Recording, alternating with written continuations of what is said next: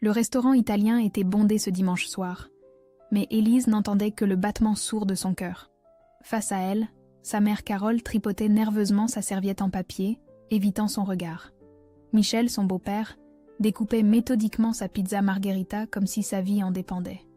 Julien, son demi-frère de 22 ans, fixait son téléphone avec l'indifférence calculée qui le caractérisait depuis l'adolescence. Alors, pour la Grèce, commença Carole, sa voix se brisant légèrement. Elle posa sa fourchette et regarda enfin sa fille. « Écoute, Élise, ce serait peut-être mieux que tu ne viennes pas cette fois-ci. » Élise sentit quelque chose se glacer dans sa poitrine. « Comment ça ? C'est compliqué, tu comprends. Avec Julien qui vient de finir ses examens, et Michel qui a besoin de se détendre. » Carole cherchait ses mots, ses mains s'agitant dans le vide. Julien leva les yeux de son écran, un sourire narquois aux lèvres. « Allez, maman, sois honnête. » Il se tourna vers Élise, ses yeux noirs brillant de méchanceté. « On fait semblant devant les gens, mais en vacances ? Non, merci. 2 semaines de comédie familiale, très peu pour moi. » Le silence qui suivit fut assourdissant.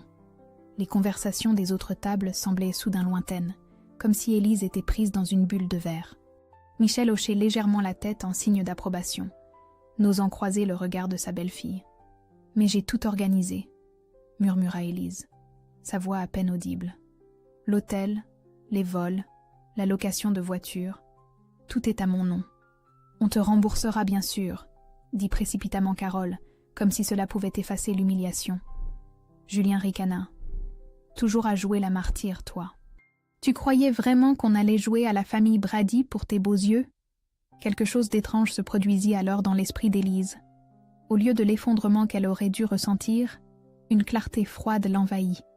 Elle observa ces 3 personnes. Sa mère qui fuyait son regard, son beau-père qui mastiquait sa pizza avec une concentration forcée, son demi-frère qui savourait sa cruauté, et réalisa avec une lucidité saisissante qu'elle avait passé 20 ans de sa vie à mendier l'amour de gens qui la considéraient comme une intruse. « Je vois », dit-elle calmement, surprenant tout le monde par le calme de sa voix. Elle prit sa serviette, l'essuya délicatement sur ses lèvres et se leva. « Excusez-moi, je vais aux toilettes. » Dans le petit cabinet carrelé du restaurant, Élise se regarda dans le miroir. Ses yeux noisettes, héritage d'un père qu'elle n'avait jamais connu, la fixaient avec une détermination qu'elle ne se connaissait pas. À 28 ans, professeure d'art respectée, elle venait de comprendre qu'elle vivait une imposture depuis des décennies. Quand elle revint à table, elle avait retrouvé le sourire. Un sourire qui inquiéta sa mère plus que n'importe quelle colère. « Vous avez raison, » dit-elle en se rasseyant. « C'est mieux comme ça. Je vous souhaite d'excellentes vacances. » Le reste du dîner se déroula dans une atmosphère tendue. Élise participa aux conversations avec une amabilité qui sonnait faux, posant même des questions sur leur projet de visite. Julien, déstabilisé par cette réaction inattendue, avait rangé son téléphone. Carole jetait des regards inquiets à sa fille, sentant que quelque chose avait changé sans pouvoir dire quoi. En rentrant chez elle dans le petit 2 pièces qu'elle partageait avec Damien, Élise trouva son compagnon affalé sur le canapé, une bière à la main, regardant un match de football. « Alors, ce dîner en famille ?» demanda-t-il sans quitter l'écran des yeux. « Très instructif », répondit Élise en s'installant à son bureau. Elle alluma son ordinateur portable et commença à naviguer sur les sites de réservation. Damien, habitué à ces silences après les réunions familiales, ne prêta pas attention au cliquetis du clavier qui résonnait dans la pièce comme un métronome implacable. Élise travaillait méthodiquement, un étrange sourire flottant sur ses lèvres. Pour la première fois de sa vie, elle allait cesser d'être la gentille Élise qui encaisse tout en souriant. Cette nuit-là serait la dernière où elle accepterait d'être traitée comme une pièce rapportée. Que va découvrir la famille le lendemain matin ? Et comment Damien va-t-il réagir aux décisions radicales d'Élise ? Élise n'avait pas fermé l'œil de la nuit. À 4 heures du matin, elle était encore assise devant son ordinateur, les yeux rivés sur l'écran qui affichait la confirmation de sa dernière annulation. Vol Air France Paris-Athènes, annulé. Remboursement, traitement en cours. La lumière bleutée de l'écran éclairait son visage déterminé. En 6 heures, elle avait méthodiquement démantelé tous leurs rêves de vacances grecques. Hôtel Sunrise à Mykonos, annulé. Location de voiture, Hertz, annulé. Excursion à Santorin, annulé. Tout ce qu'elle avait réservé et payé de ses propres deniers au cours des derniers mois s'écroulait d'un simple clic. Le réveil sonna à 6 heures. Damien grogna et se retourna dans le lit, mais Élise était déjà debout, habillée, parfaitement coiffée. Elle prit son téléphone et composa le numéro de sa mère. « Allô ?» La voix ensommeillée de Carole trahissait son irritation d'être réveillée si tôt. « Bonjour maman. Je voulais juste te prévenir que j'ai annulé mes réservations pour la Grèce. Toutes. Bonnes vacances. » Un silence incrédule, puis « Quoi ? Mais Élise, qu'est-ce que tu dis ? Exactement ce que tu voulais. Je ne viendrai pas. Du coup, vous n'avez plus d'hôtel, plus de vol, plus de voiture. Mais au moins, vous n'aurez pas à supporter ma présence.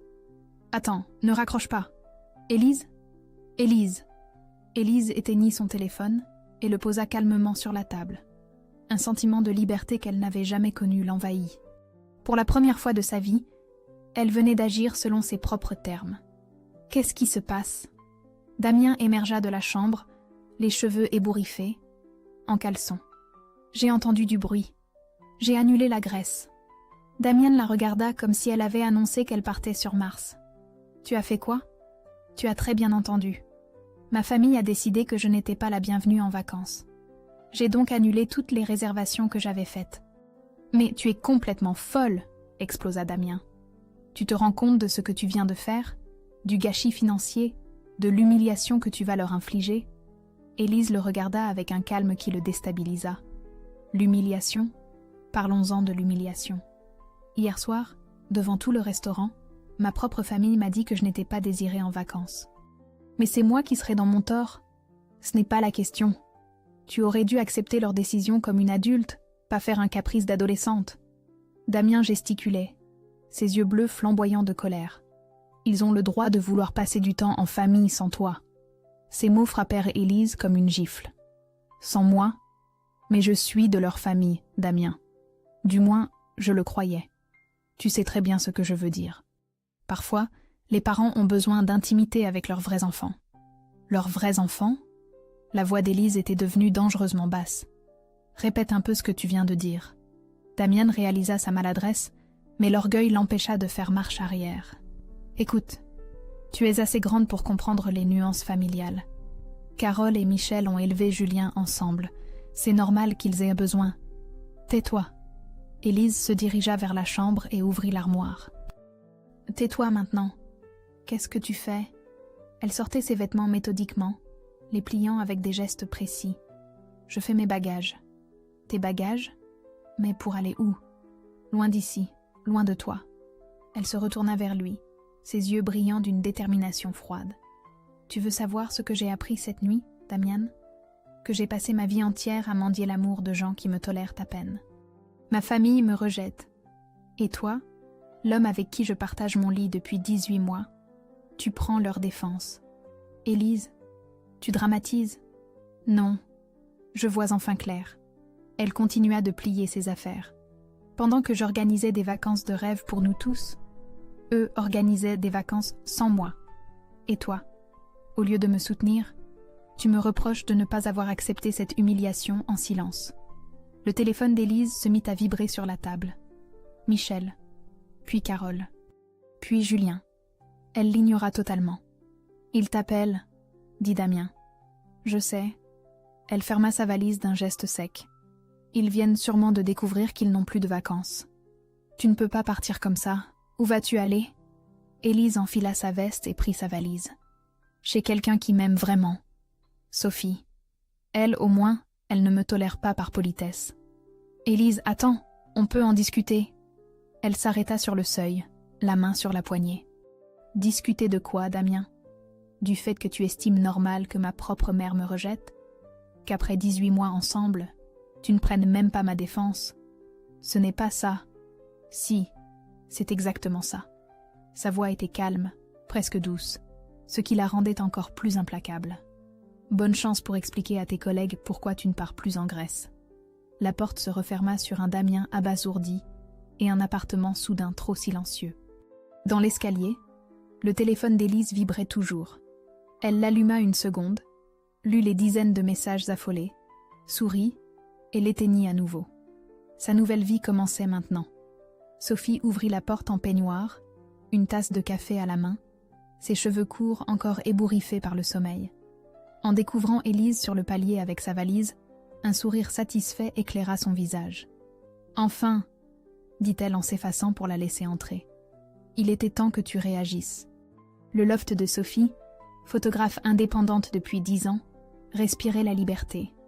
Des tirages noirs et blancs tapissaient les murs, des objectifs traînaient sur la table basse, et l'odeur du révélateur flottait encore dans l'air depuis sa séance de la veille. « Comment tu sais que… » commença Élise. « Ton cher Damien m'a appelé il y a 20 minutes, complètement paniqué. Apparemment, tu aurais pété les plombs et ruiné les vacances de tout le monde. » Sophie versa un café à son amie. « Raconte-moi tout. » Élise s'installa sur le canapé en cuir rouge et narra les événements des dernières heures. Sophie l'écouta sans l'interrompre, hochant parfois la tête d'un air approbateur. « Tu sais quoi ?» dit Sophie quand Élise eut terminé. « Je suis fière de toi.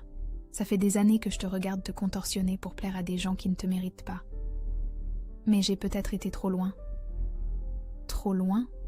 Sophie éclata de rire. « Élise, tu as 28 ans, tu es belle, intelligente, tu as un métier que tu adores, et tu viens enfin de virer les parasites de ta vie. C'est un nouveau départ, pas une catastrophe. » Le téléphone d'Élise vibra encore. Michel, pour la 10e fois. Sophie le lui prit des mains et l'éteignit complètement. « Laisse-les mariner dans leur merde. Ils vont comprendre ce que ça fait d'être abandonnés. » Sophie disparut dans sa chambre et revint avec des albums photos de leurs années universitaires. Sur les clichés, Élise découvrit une version d'elle-même qu'elle avait oubliée. Souriante, spontanée, lumineuse. « Regarde-toi là-dessus », murmura Sophie en pointant une photo prise lors d'un voyage à Prague. « Tu rayonnais. C'était avant Damien, avant que tu passes ton temps à t'excuser d'exister. » Élise contempla cette jeune femme de 22 ans qui riait aux éclats, entourée d'amis. Où était passée cette insouciance ? « Sophie, j'ai envie de partir, loin, de vraiment prendre des vacances pour la première fois de ma vie. » « Excellente idée. Où veux-tu aller ? » ?»« En Grèce. Seule. » Élise sourit pour la première fois depuis des heures. « Mes réservations à moi sont toujours valables. J'avais pris un petit hôtel à Naxos, au cas où nous aurions voulu nous évader du groupe. »« C'est parfait. » Sophie applaudit. « Et avec tes économies personnelles, tu peux te permettre ce voyage ? J'ai un compte séparé que Damien ne connaît même pas. 3 ans d'économie sur mes cours particuliers du soir. » En fouillant dans sa valise pour sortir ses papiers de voyage, Élise tomba sur une vieille boîte en fer qu'elle avait récupérée chez sa grand-mère décédée l'année précédente. Elle l'avait glissée machinalement dans ses affaires sans vraiment l'examiner. À l'intérieur, des lettres jaunies et des photos anciennes. L'une d'elles attira son attention. Un homme aux yeux noisettes, identiques aux siens, tenant dans ses bras un bébé. Au dos, une écriture tremblante. « Thomas et ma petite Élise, Lyon, 1995. » « Sophie, regarde ça. » Sophie examina la photo, puis une lettre qui l'accompagnait. « C'est l'écriture de ta grand-mère. Mon cher Thomas, j'espère qu'un jour Élise pourra te retrouver. Carole a eu tort de tout cacher.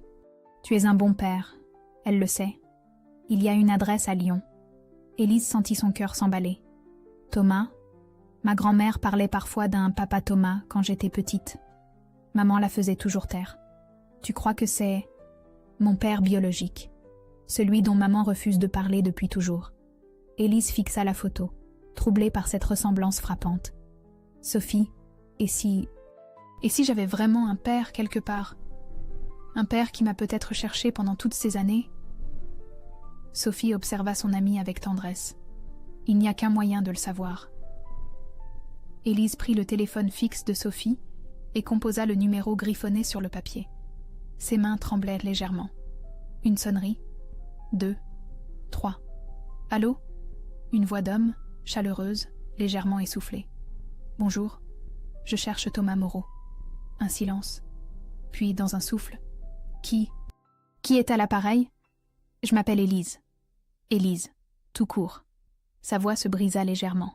« Je crois que vous pourriez être mon père. » Le silence qui suivit lui parut durer une éternité. Puis elle entendit un sanglot étouffé à l'autre bout du fil. « Ma petite Élise ? C'est vraiment toi ?» Les larmes coulèrent maintenant librement sur les joues d'Élise. Why? C'est moi. Mon Dieu. J'ai attendu cet appel pendant 28 ans. Sophie, témoin de cette scène bouleversante, essuyait ses propres larmes. Élise venait de retrouver bien plus qu'un père. Elle venait de découvrir qu'elle avait toujours été aimée, quelque part, par quelqu'un qui ne l'avait jamais oubliée. Sa vengeance prenait une dimension qu'elle n'avait pas prévue. Elle n'allait pas seulement punir ceux qui l'avaient rejetée, elle allait retrouver ceux qui l'avaient toujours attendue. L'hôtel Castro, perché sur les hauteurs de Naxos, était exactement comme sur les photos, une bâtisse blanche aux volets bleus, noyée dans les bougainvilliers. Maria Papadopoulos, la propriétaire, accueillit Élise avec la chaleur grecque légendaire. « Vous êtes seule, ma chérie ?» demanda-t-elle en grec teinté de français, ses yeux noirs pétillant de curiosité bienveillante. C'est bien parfois. On se retrouve mieux quand on est seul. Pour la première fois depuis des années, Élise se sentait à sa place. Sa chambre donnait sur la mer Égée, et le silence n'était brisé que par le chant des cigales et le clapotis des vagues en contrebas. Le premier soir, sur la terrasse de l'hôtel, elle rencontra les autres clients. Hermann et Greta, un couple d'Allemands retraités qui voyagèrent depuis leur veuvage respectif et s'étaient rencontrés lors d'une croisière. Lucia, une étudiante italienne de 23 ans qui terminait sa thèse d'art antique, et Alex Dubois, 34 ans, des cheveux châtains légèrement grisonnants et des yeux verts fatigués qui trahissaient une blessure récente. Traducteur de formation, ancien avocat d'affaires reconverti après un burn-out qu'il avait mené aux urgences psychiatriques 6 mois plus tôt. « Vous fuyez quelque chose, vous aussi ?» lui demanda-t-il le deuxième soir, alors qu'il partageait une bouteille de Retsina sous les étoiles. « Je ne fuis plus, » répondit Élise avec une assurance qui la surprit elle-même. « Je cours vers quelque chose. » Alex sourit, le premier sourire authentique qu'elle lui voyait. « C'est une belle façon de voir les choses. Moi, je suis encore dans la phase fuite. Qu'est-ce qui vous a amené ici ? » Un arrêt cardiaque à 33 ans, en pleine plaidoirie. Stress, cocaïne et 4 heures de sommeil par nuit pendant 2 ans. Il but une gorgée de vin. Mon médecin m'a dit « Soit vous changez de vie, soit vous n'en aurez plus. » J'ai choisi de changer. Élise appréciait cette honnêteté brutale, si différente des non-dits de sa famille et des phrases toutes faites de Damien. Et maintenant, je traduis des romans d'amour scandinaves depuis ma terrasse. Il rit. De Libsen transformé en Barbara Cartland, si vous voyez le genre. Mais au moins, je dors 8 heures par nuit et je n'ai plus envie de mourir en me levant. Cette conversation libéra quelque chose en Élise. Le 3e jour, en se promenant dans le village de Koronos, elle appela Thomas. Sa voix tremblait moins que la première fois. « Thomas, c'est Élise, ma petite fille. » L'émotion était toujours palpable. « Comment allez-vous ? Où êtes-vous ? » « En Grèce. Je prends les vacances que je mérite enfin. » Elle lui raconta les événements des derniers jours, sans omettre la cruauté de Carole et Julien, la trahison de Damien, sa fuite libératrice. « Votre mère, » commença Thomas, sa voix se durcissant. « Elle vous a fait vivre l'enfer que j'ai connu il y a 28 ans. Que s'est-il passé exactement ? » Maman refuse d'en parler depuis toujours. Un long silence. « Élise, ce que je vais vous dire risque de changer votre perception de votre mère. Êtes-vous sûre de vouloir savoir ? J'en ai besoin. J'ai le droit de connaître la vérité. Carole était mon étudiante en littérature. Brillante, séductrice, mais instable. Nous avons eu une liaison passionnée. Quand elle est tombée enceinte, sa famille bourgeoise l'a menacée de la déshériter si elle ne rompait pas avec moi. J'étais juste un petit prof sans avenir selon eux. Élise s'assit sur un muret de pierre, le cœur battant. Un matin, elle a disparu. Appartement vide, numéro coupé. Je l'ai cherché partout. J'ai même engagé un détective privé avec mes maigres économies. Sa voix se brisa. J'ai appris sa grossesse 3 ans plus tard par une connaissance commune. Elle avait déjà épousé Michel et lui faisait croire que vous étiez sa fille. Elle vous a volé 3 années avec moi. Elle m'a volé toute une vie avec vous, Élise. Quand j'ai tenté de reprendre contact, elle m'a menacé de porter plainte pour harcèlement. J'étais jeune, désemparée, et elle avait un mari avocat. J'ai abandonné, pour ne pas vous nuire. La colère montait en Élise, froide et implacable. Elle m'a menti sur tout, sur vous, sur ma naissance, sur mon identité. J'ai 2 autres filles maintenant, Élise, Emma et Léa. Elles rêvent de vous rencontrer depuis qu'elles sont petites. Ma femme Claudine aussi. Nous vous avons toujours gardé une place dans nos cœurs et dans notre maison. » Élise ferma les yeux, émue aux larmes. Quelque part en France, elle avait une vraie famille qui l'aimait sans la connaître, tandis qu'ici, elle découvrait qu'elle pouvait exister sans s'excuser. « Thomas, quand je rentrerai de Grèce, j'aimerais venir vous voir. Rien ne pourrait me rendre plus heureux. » Ce soir-là, sur la terrasse de l'hôtel, Alex remarqua le changement sur le visage d'Élise. « Vous avez trouvé ce que vous cherchiez ? Je crois que j'ai trouvé bien plus que ça. » Elle lui sourit, ses yeux brillants d'une détermination nouvelle. « J'ai découvert que la vengeance la plus parfaite, c'est de cesser d'avoir besoin de ceux qui vous font du mal. » Alex leva son verre vers elle. « À votre liberté alors. »« À ma renaissance, » corrigea Élise. Pour la première fois de sa vie, elle savait exactement qui elle était et où elle allait. Le lendemain matin, Élise se réveilla avec une résolution inébranlable. Assise sur sa terrasse face à la mer, elle composa à nouveau le numéro de Thomas. Cette fois, elle voulait tout savoir. « Thomas, c'est encore moi. J'ai besoin que vous me racontiez tout. Absolument tout. » « Êtes-vous sûre, ma chérie ? Certaines vérités font mal. J'ai mal depuis 28 ans sans savoir pourquoi. Il est temps que je comprenne. » Un soupir à l'autre bout du fil. « Très bien. Carole avait 20 ans quand nous nous sommes rencontrés. Moi 25. Elle était ma meilleure étudiante en littérature médiévale, brillante mais tourmentée. Issue d'une famille bourgeoise de Neuilly qui la tenait en laisse dorée. » Élise ferma les yeux, imaginant sa mère jeune et rebelle. Nous sommes tombés amoureux comme on tombe d'une falaise. Passionnel, destructeur, magnifique. Quand elle est tombée enceinte, j'étais fou de joie. J'avais déjà choisi votre prénom, aménagé une chambre dans mon petit studio. Que s'est-il passé ? Ses parents ont découvert notre liaison. Pour eux, j'étais un moins que rien qui gâchait l'avenir de leur fille. Ils lui ont donné un ultimatum. Soit elle rompait et se faisait avorter, soit il la déshéritait et la reniait. La voix de Thomas se fit plus dure. Carole m'a menti pendant des semaines, prétendant qu'elle réfléchissait. En réalité, elle préparait sa fuite. Un matin de janvier, j'ai trouvé un mot sur ma table. Je pars refaire ma vie ailleurs. N'essaie pas de me retrouver. Elle ne vous a pas dit qu'elle me gardait ? Jamais. J'ai cru pendant 3 ans qu'elle avait avorté. Imaginez ma douleur, Élise. Perdre la femme de sa vie. E.T., l'enfant qu'on désirait tant. Élise sentit les larmes couler sur ses joues. Comment avez-vous découvert la vérité ? Par hasard. Une ancienne collègue de fac m'a montré une photo de mariage dans le journal. Carole épousait Michel Dubois, avocat parisien. Elle tenait un bébé dans ses bras. Vous aviez 2 ans et demi. Vous avez tenté de nous retrouver ? Immédiatement. J'ai engagé un détective, dépensé toutes mes économies. Quand j'ai enfin eu votre adresse, j'ai écrit à Carole. Sa réponse a été claire.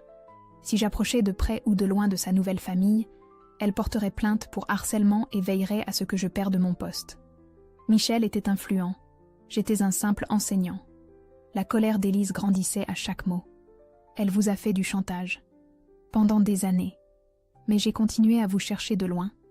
J'ai créé des comptes sur les réseaux sociaux en espérant qu'un jour vous me trouveriez. Chaque 15 août, le jour de votre naissance, j'écrivais une lettre que je n'envoyais jamais. J'ai 28 ans de lettres qui m'attendent, murmura Élise, bouleversée.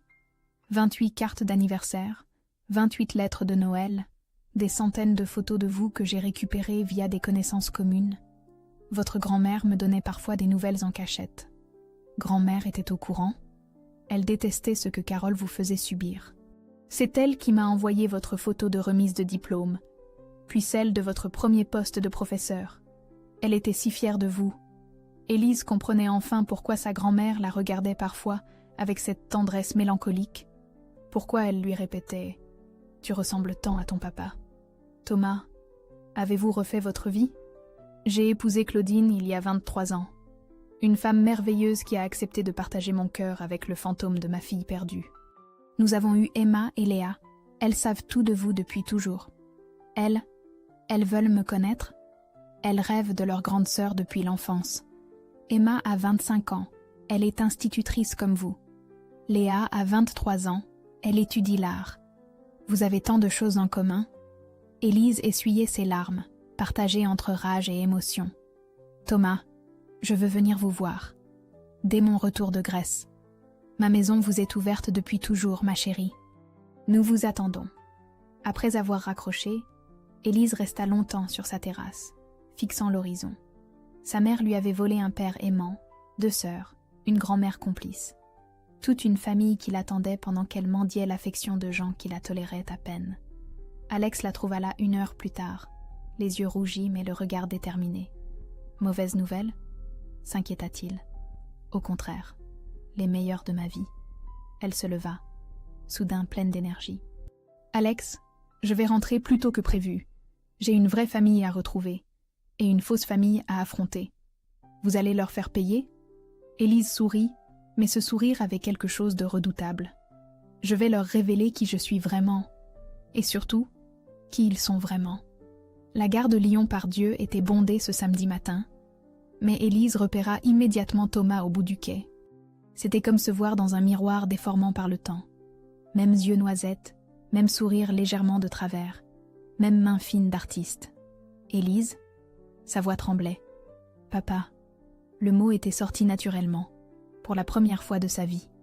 Thomas s'effondra en larmes et la serra contre lui avec une force désespérée, comme s'il craignait qu'elle ne disparaisse à nouveau.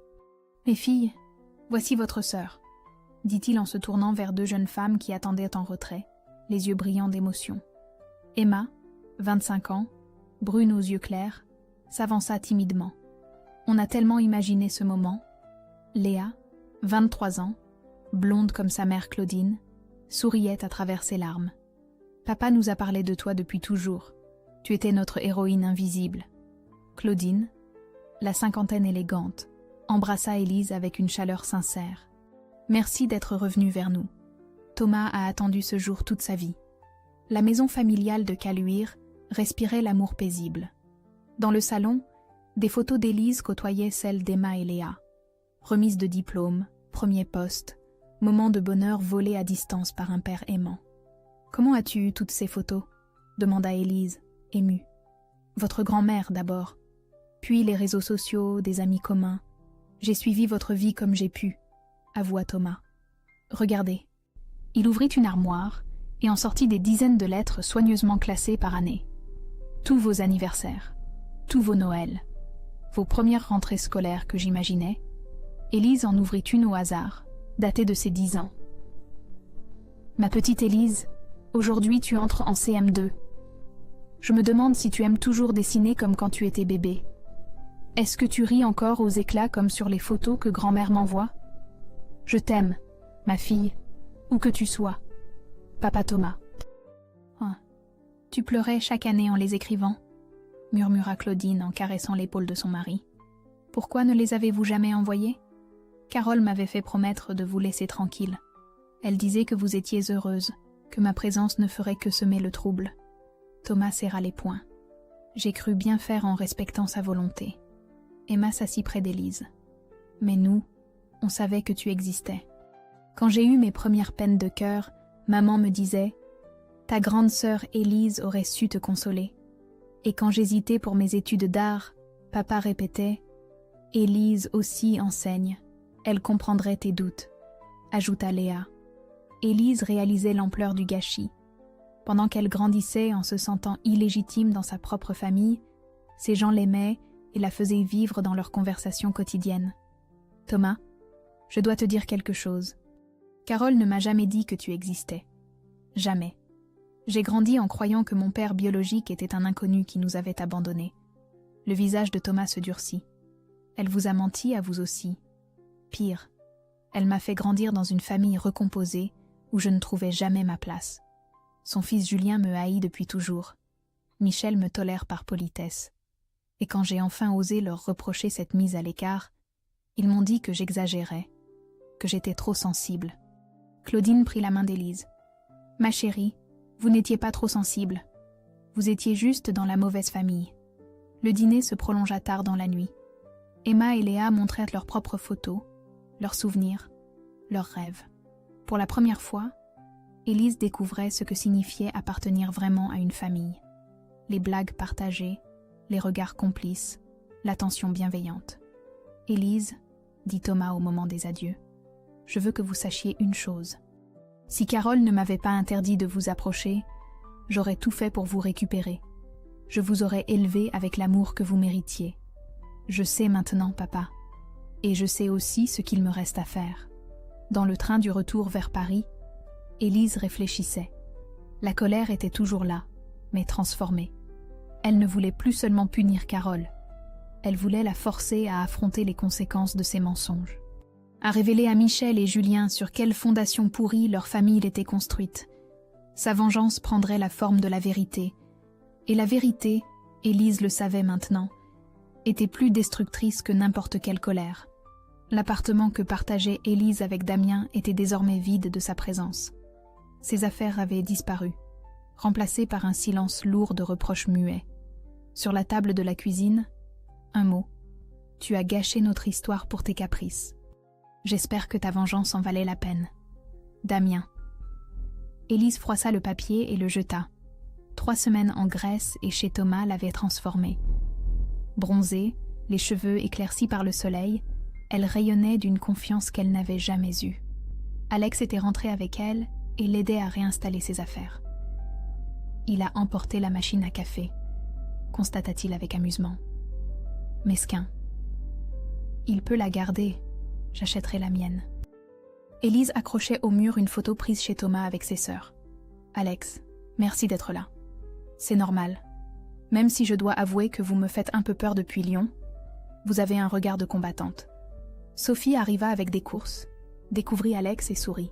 « Alors c'est lui, le fameux traducteur grec ? » ?»« Il n'est pas grec, Sophie. »« Peu importe, il te fait du bien. » Elle examina Élise de la tête aux pieds. « Mon Dieu, tu es méconnaissable. Magnifique mais redoutable. »« Qu'est-ce que tu mijotes ?» Élise sortit son téléphone et composa le numéro de sa mère. « Maman, c'est Élise. J'aimerais qu'on se voie. » La voix de Carole était tendue. « Élise, tu es rentrée ? Écoute, pour la Grèce, il faut qu'on s'explique. » « Justement, on va s'expliquer. Café de la République, demain 15h. Viens seul. » « Mais enfin, pourquoi cette mise en scène ? On peut se voir à la maison. » »« Non. Terrain neutre. » La voix d'Élise était ferme, sans appel. 15h. Elle raccrocha et se tourna vers Sophie et Alex qui l'observaient, fascinés. Première étape, affronter Carole, seule à seule. Le lendemain, au Café de la République, Élise arriva à 14h45. Elle choisit une table d'angle, commanda un thé et attendit. À 15h précises, Carole entra, nerveuse, cherchant sa fille du regard. Elle avait vieilli. Ses cheveux blonds étaient ternes, des rides nouvelles marquaient son front. Les 3 semaines sans nouvelles d'Élise avaient visiblement été difficiles. « Élise !» Elle s'assit face à sa fille, tentant un sourire. « Tu as bonne mine. Cette escapade t'a fait du bien finalement. » « Cette escapade ?» Élise but une gorgée de thé, observant sa mère avec un détachement clinique. « Tu veux dire ces vacances que tu m'as interdites ? Écoute, j'ai peut-être été maladroite. » Maladroite ? Élise ouvrit son sac et en sortit une photo. Thomas tenant un bébé dans ses bras. Parlons plutôt de malhonnêteté. Le visage de Carole devint livide. « Où as-tu trouvé ça ? Chez grand-mère ? Avec une lettre de toi où tu promettais à Thomas de lui donner des nouvelles de sa fille. » Élise posa une deuxième photo. Thomas, Emma, Léa et elle, prise 1 semaine plus tôt. « Surprise, maman, j'ai retrouvé mon père. » Carole chancela sur sa chaise. « Tu l'as vu ? » ?»« Je l'ai vu. J'ai rencontré mes sœurs Emma et Léa. J'ai découvert Claudine, sa femme, qui m'a accueillie comme sa propre fille. » Élise se pencha vers sa mère. « Et surtout, j'ai appris la vérité sur ton départ de Lyon. Ton chantage, tes mensonges. Élise, tu ne comprends pas. Au contraire, je comprends enfin tout. » Sa voix était calme, implacable. « Tu as détruit la vie de Thomas pour sauvegarder ton confort bourgeois. Tu m'as privé d'un père aimant pendant 28 ans. Tu as fait de moi une étrangère dans ma propre famille pour protéger tes secrets. » Carole tentait de reprendre contenance. « J'étais jeune, j'avais peur. Mes parents me menaçaient. Tes parents sont morts depuis 15 ans, maman. Tu aurais pu me dire la vérité à n'importe quel moment. Mais non, tu as préféré me laisser grandir en me demandant pourquoi je n'arrivais jamais à trouver ma place. » Des larmes coulaient sur les joues de Carole. « Qu'est-ce que tu veux ?» Élise se leva, laissa un billet sur la table. « Ce que je veux, que Michel et Julien apprennent sur quoi leur famille était construite. Que tout le monde sache qui tu es vraiment. » Elle ramassa ses affaires. « Tu as 48 heures pour leur dire la vérité. Sinon, je le ferai moi-même. »« Élise, attends, tu ne peux pas... » »« Si, je peux. Et je le ferai. » En sortant du café, Élise se sentait libérée d'un poids immense. La guerre était déclarée. Et cette fois, elle la gagnerait. 48 heures plus tard, le téléphone d'Élise restait obstinément silencieux. Carole n'avait pas appelé, n'avait pas envoyé de message. Le silence était éloquent. Elle avait choisi de ne rien dire. Elle mise sur le fait que tu bluffes, analysa Alex en préparant le dîner dans la cuisine. Elle croit que tu n'oseras pas détruire ta famille. Nan, elle se trompe. Élise composait déjà un message groupé.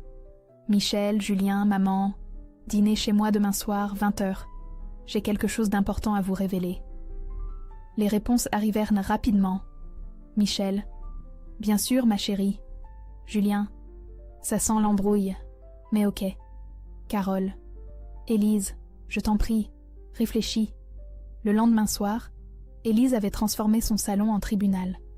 Elle avait disposé sur la table basse les photos, les lettres de grand-mère, et surtout, son ordinateur portable ouvert sur un appel vidéo en attente. Michel arriva le premier, élégant dans son costume sombre, portant un bouquet de fleurs. « Pour me faire pardonner cette histoire de vacances, » dit-il en embrassant Élise. « Ta mère m'a dit que tu avais passé un excellent séjour en Grèce. » Julien entra en traînant les pieds, jean troué et sweatshirt froissé. « Alors, c'est quoi ce mystère ? Tu vas nous annoncer que tu te maries avec ton grec ? » « Il n'est pas grec !» corrigea machinalement Élise. Carole arriva la dernière, pâle et visiblement tendue. Elle évita le regard de sa fille et s'installa le plus loin possible de la table basse.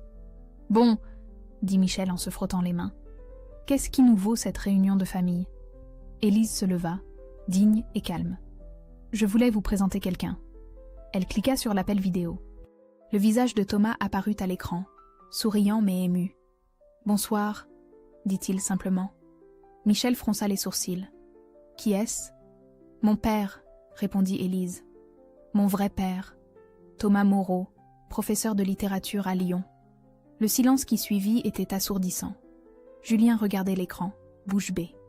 Michel se tournait vers Carole, incrédule. « Carole ?» demanda Thomas d'une voix ferme.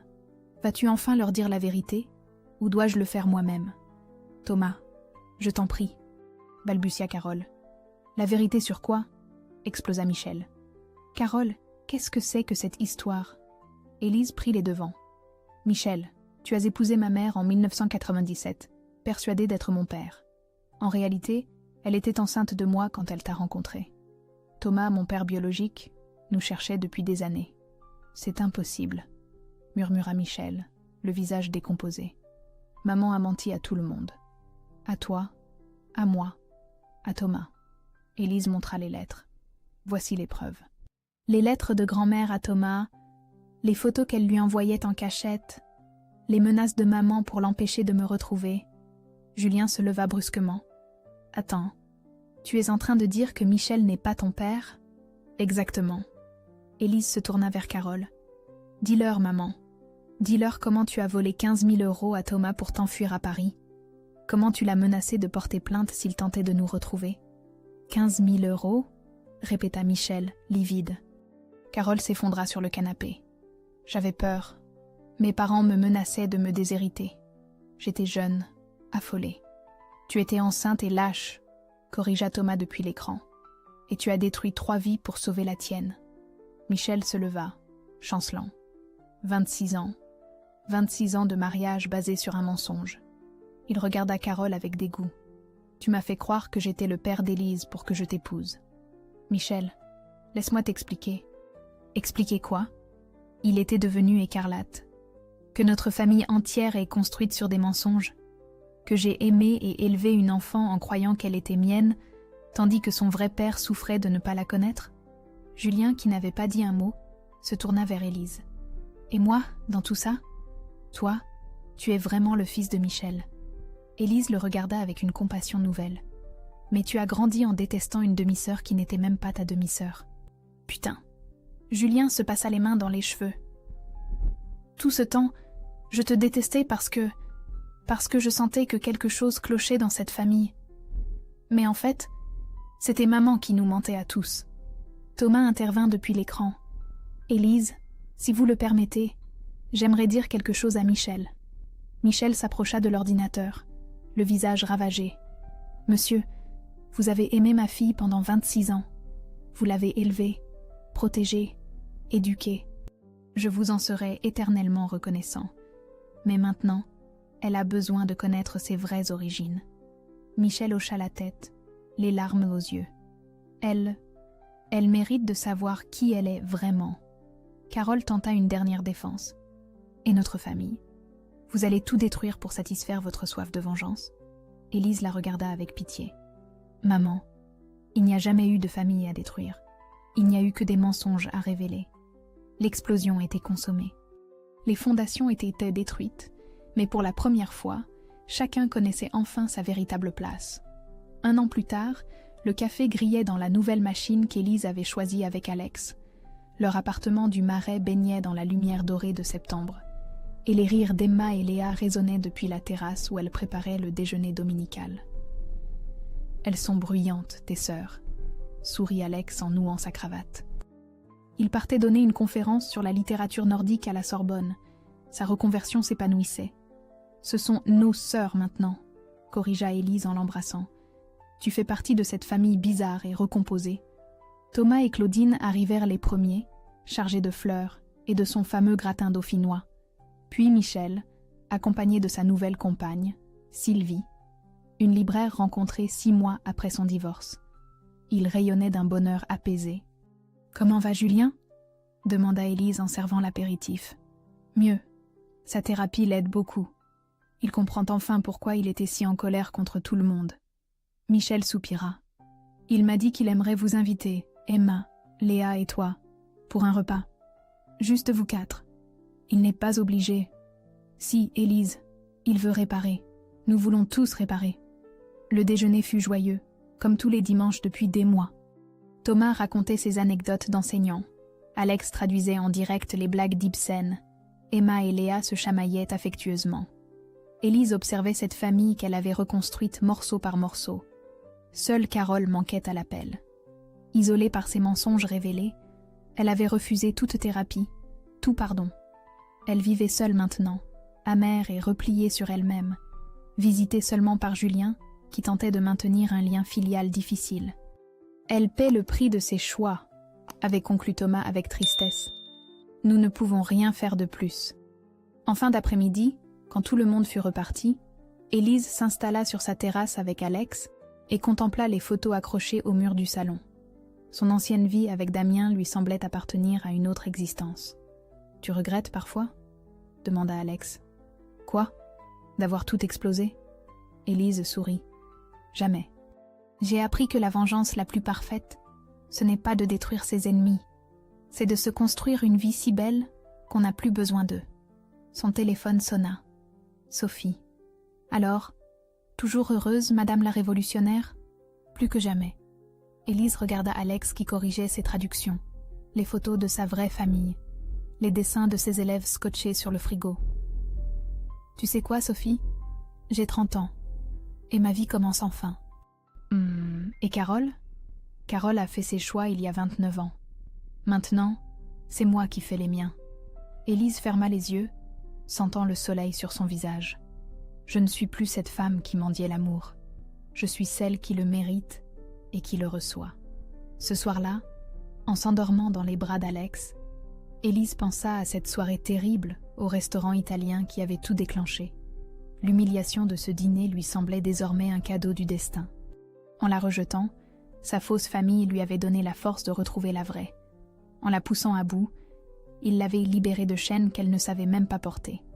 Sa vengeance était accomplie, mais elle avait pris une forme que personne n'avait prévue. Au lieu de détruire, elle avait révélé. Au lieu de haïr, elle avait aimé. Au lieu de se perdre, elle s'était trouvée. Élise s'endormit avec le sourire. À 30 ans, elle était enfin libre. Libre d'aimer, et d'être aimée. Libre d'être elle-même, libre d'être heureuse.